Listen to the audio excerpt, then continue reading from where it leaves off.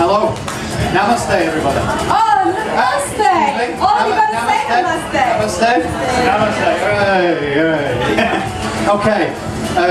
Street masala chai, because to be honest, in Australia we get served the biggest load of rubbish and people call it chai. Okay? Firstly, chai. Chai is just tea. So when you go in a shop, please don't ask for, can I get some chai tea please? Because the person behind the counter, they've got any common sense, they're going, tea? That's weird. So, chai masala. Masala, you will think about from your Indian restaurants. When you go in, you've got the masala, you know, the chicken tikka masala, and it's talking about spice. So in this case, it's chai masala. The two work together. Okay? The chai masala that I'm doing today is a traditional street one, and it's only got 3 different spices in it, which is ginger, cinnamon and cardamom. These are by far the most traditional spices that you'll see in Indian cookery and in teas. What I've done at the moment is I've got the spices going, so if you're making this yourself, please, if you get a chance later, do pop over to my little table because you can make your own blend. There's no 2 blends ever going to be the same because you've actually made it as a unique tea blend. And you take it home with you in a little container and you can make your own chai masala at home. Okay? Touch that, David. So, what I've done in the pan is that I'm going with about 1/3 cold water, and always use fresh water because it makes a nice vibrant tea. So 1/3 cold water to 2/3 milk. I'm using a cow's milk, and in here I've put some sliced ginger, so all I've done, literally sliced it up. You can see I've already cracked the cinnamon quills, and I've put some of those in, and I've also put some cardamom pods. With the cardamom pods, these little creatures in here, they're actually a pod of full flavour. What you need to do, don't throw them in as they are. So actually get hold of them when you're ready to cook. And just before you're ready to cook, just give them a crack with the back of the spoon. Because when it pops, it will open up the spice inside and you will get the flavour. Okay? If you throw 10 or 15 in, and I throw 3 in cracked, my 3 will taste better than your 15. Okay? So think about that. All I'm doing at the moment is I'm trying to get the water to boil. As the water starts to boil, I'll then add the tea. The tea I'm using is a Assam tea. So Assam is a region in northeast India, beautiful place. It's got a lovely big river going through it, and the river is the Brahmaputra. As the river comes through in spring, it floods the plains, and you end up with a perfectly fertile area to produce this gorgeous tea. This is a tea that the British went mad for, and today it's still the biggest tea growing area. Because you didn't have anything much, you were running meat and pretty rich. We had beer. That's right. We had beer, girl. We had beer and gin. No good when you work in those industrial machines. Chop, chop. So, tea came in, and this is the one that we really like. I drink ridiculous amounts of this one every day. What I'm going to do is wait for the water to boil, and as the water boils, I'll then add the tea to it. I'll then leave it for a few seconds just to infuse, and as that's infusing, I'll then add the milk. Now once you add the milk, and it doesn't matter what milk you use almond milk, rice milk, whatever you want, but just allow the milk to come back to heat but not boil. You don't want the milk to boil, okay? You want it to simmer in about 4 minutes, 5 minutes, turn the heat off, add your sugar or your honey or whatever sweetener you're using, and then strain your chai and you can pour it, okay? Now in the streets of Calcutta they boil it. Thank God they do in some cases, and in other cases they're very showmanship, so you'll see them pouring it from one thing to another and making it very frothy. I've just heard about one guy, there's one guy apparently in Delhi who does it on a chair. Delhi? It's Delhi. It's Delhi. Is it Delhi? Delhi. I'm sick of being abused. This has gone on now for 3 days. Can I tell you? When they say about race relations, it doesn't happen in this tent, trust me. If I'm not getting abused by these lot, we had a guy in on Thursday night, and I'm telling him about this implement. Does anybody know what this is? Do you know anything what this is? This is a spondle. A spondle? It's a spondle. It's a spondle from Scotland, and it's for your porridge, alright? I thought it was a load of rubbish when this crazy ant sends it there, but I'll tell you, I'm making porridge, I'm making a chai, it's perfect. The reason is it's got a flat bottom. No, we'll leave that one alone. It just stops it sticking on the bottom, and as you can stir it, it makes it a great implement for stopping things sticking. So that is a really good thing to get hold of. So the water's coming up now, it's starting to get to the boil, but I do want that ferocious boil because I want that 100 degrees temperature. Right? May I have a turn now? Can I pass back to you? Yeah, thank you. Okay, love. Alright. Okay, so all what I have been doing is making my parathas. So parathas, I'm using atta flour today. So atta flour is a combination of different things, and when we say atta, it is a very generic form of flour. So atta flour we might have wheat flour, lentil flour, chickpea flour, all mixing together. Generally the Indian households would use a lot of atta flour just because it's a bit more wholesome than just wheat flour. So all what I'm doing is just a little round disc like that. Try and roll it round. I hope I can. In India, traditionally, if an Indian young woman can't roll a round roti, the mothers would say she will not find a good Indian husband. So I decided to go and marry an Australian. So, you know, if the world is away, he doesn't care, I feed him rice. So, as Marcus would say, rotis and flatbreads are only for Neha's cooking demo when she's showing off. At home, she's just bloody boiled rice. So, all I'm doing is rolling it onto a disc. So in paratha, we normally doing a little bit of a fold technique, a little bit of origami. Sorry, I've just spilled too much oil. We'll just take some off. So we're just putting some oil onto the bread, spread it around, make it into a little bit of a cone, like that.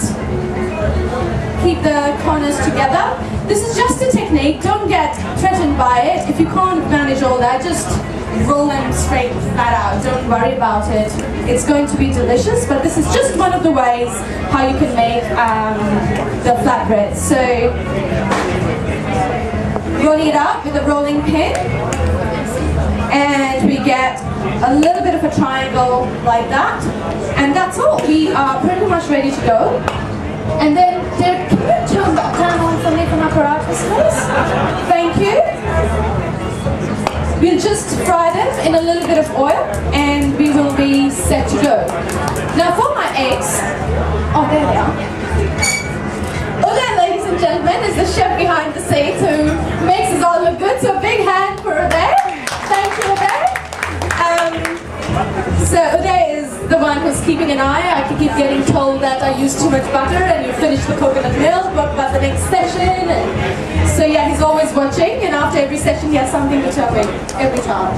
So just the eggs here, quickly.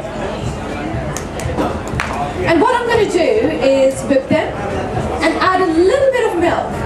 And what that does is it loosens the egg a bit, and that's when the scrambled eggs become really nice, fluffy and light. Otherwise they're quite chunky altogether. So, how are you going, David? Can you help me whip that? Can you multitask? But you're not a woman, so, you know, it's bloody hard. There you go. English. Alright, while David is whisking the eggs, what I'm going to do, the pan is pretty hot. We put some oil in the pan.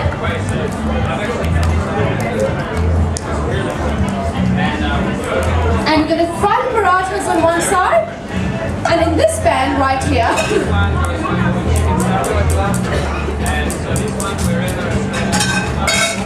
we're going to do the scrambled eggs. So these scrambled eggs are slightly different. They're found in the streets of India. We call it anda bhuji. Anda means egg, bhuji is like scramble. And it's not just any scrambled egg. I love it because it's got cumin, it's got turmeric, which is all very good for you, but also it tastes delicious. It makes a great, great brunch.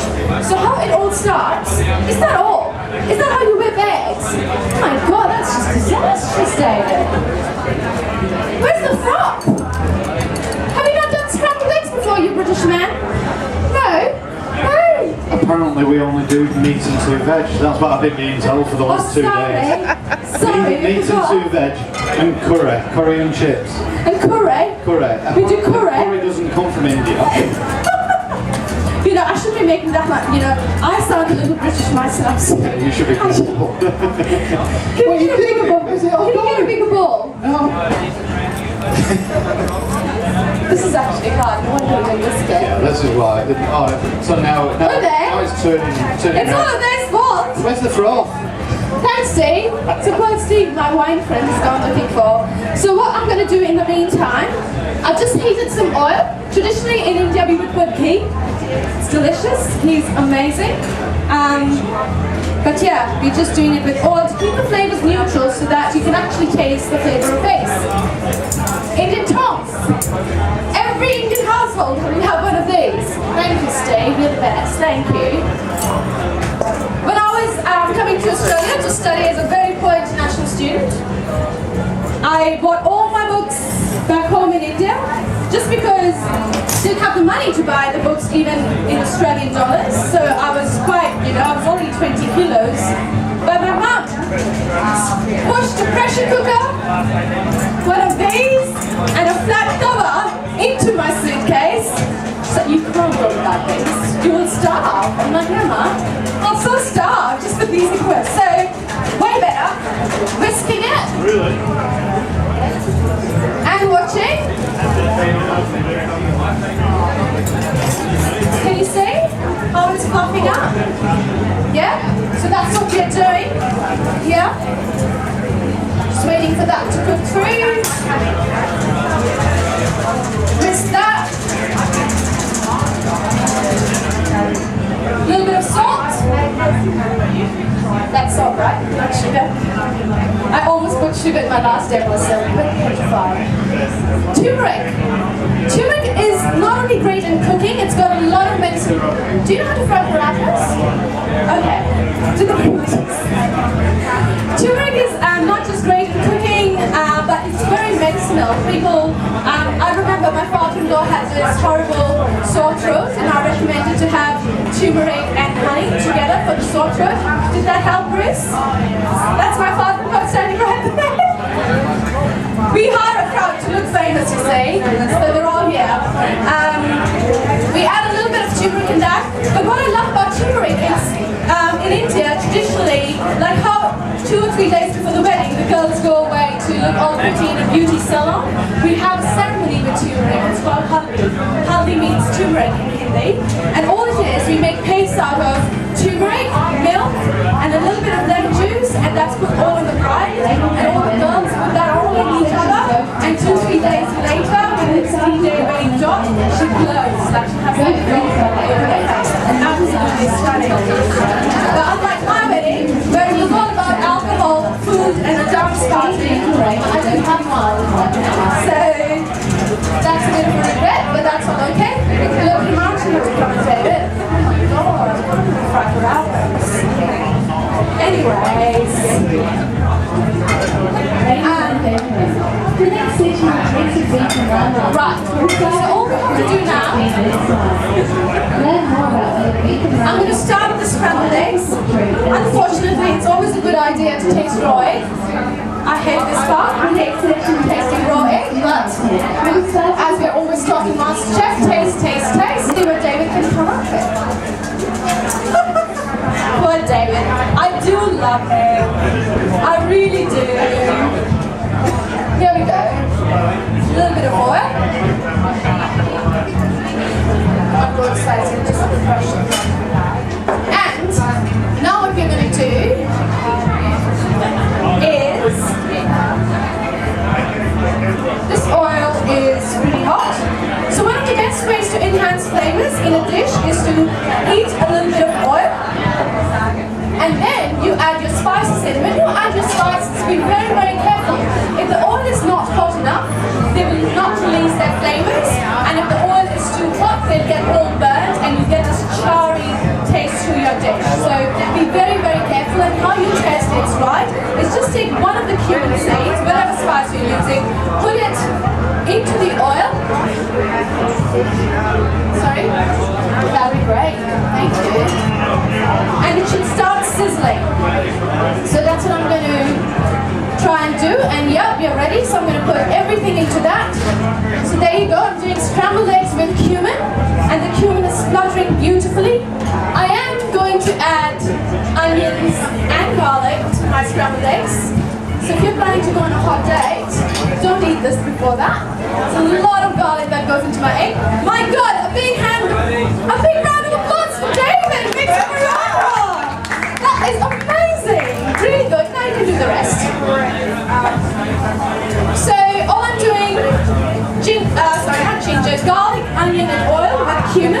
It's all getting fried here. Just quickly, so the onions, chop them. These here are quite chunky, but try and chop them a little fine. And we're just getting them to a nice soft texture. I will be putting a little bit of chili in it, and you've already got our turmeric, fresh coriander. Chef, fresh coriander, please.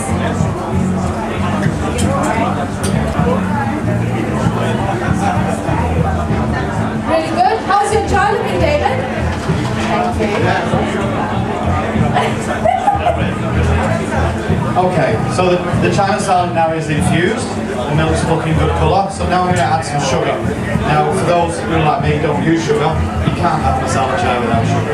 It's Indian, for God's sake. You've got to have loads of sugar in it. So it's reasonably sweet. So it's a sweet, milky spice tea. Nothing So wrong with that. I've turned the heat off, and so the sugar won't stick on the bottom. And then I'm going to pour it for you, and you can have taste it. Okay, give me 2 seconds. All right. In the meantime, I'm just going to add some red chilies. Don't look. Don't look. Switch off the lights. Red sugar. Oh my God! I can't imagine a life without sugar, though. I do ice creams. So I've added the chilies. All looking like that. Yeah. And I'm going to just put the eggs through.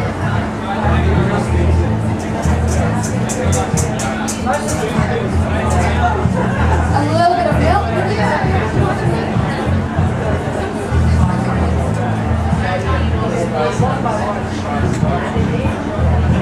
And taste.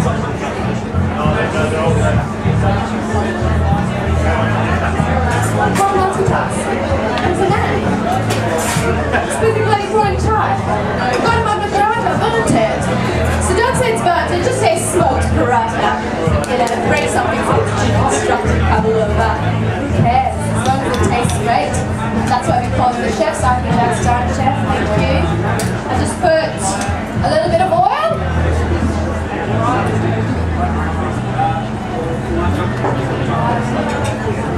Oh, that's too big for the pan. There you go. And just give a stir to your scrambled eggs.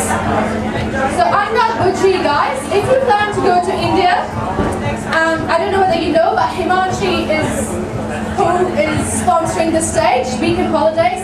They do these amazing conducted tours all across India. And what I love about their tour is that it's all about food. It's amazing. So, Himanshi, do you want to tell them what you actually do and where they can find Andabuji? Yes, absolutely. So thank you everyone. This stage, as Neha said, is definitely sponsored by Weekend Holidays, Air India and India Tourism. Weekend Holidays is a boutique company based here in Melbourne, and we do independent as well as conducted tours. So I do a smaller tour once a year. I take you through my streets of Mumbai, I take you through the markets of Delhi, I will take you through the palace hotels of Rajasthan, and everything in between, so you get a really good flavour of the country. We'll also take tours to South India, so we're staying on houseboats, going into the spice plantations, and all sorts of weird and wonderful food-related experiences. But today, we are here to promote the country, we're here to promote the food, and we're here to tell you that don't be afraid of using spices in your food, because they can absolutely make it a little bit better. While you're here, don't forget to experience some of the things we've got. Blend your own chai mix with David Chaiwala. That's not his real name. But as he walks around offering you tea, he's going to say chai, chai, chai, bola chai, just to give you the whole experience of India. And then Neha's going to sell Andagaram, which is going to be Anamurji. But while you're here, we've got some beautiful flavors from Goa with Goan cuisine. So there's lots of sauces, chutneys and pickles that you can try. All I'm going to do is do that. Whack a little bit of the chutney on top. And you can garnish that with beautiful coriander. Even serve it with sourdough bread if you don't have the time to make bake parathas or anything like that. But the anda bhuji makes it great. And I'm really tired to go back home. I just made this up in a few minutes, and it's a delicious meal. So